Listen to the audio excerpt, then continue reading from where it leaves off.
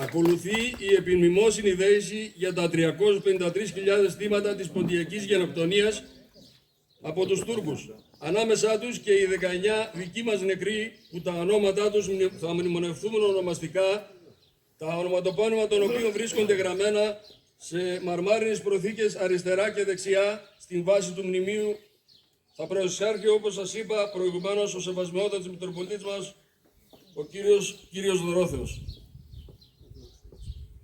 Ευλογητός ο Θεός ημών πάντοτε, νυν και αεί και εις τους αιώνας των αιώνων. Χριστός ανέστη εκ νεκρών, θάνατον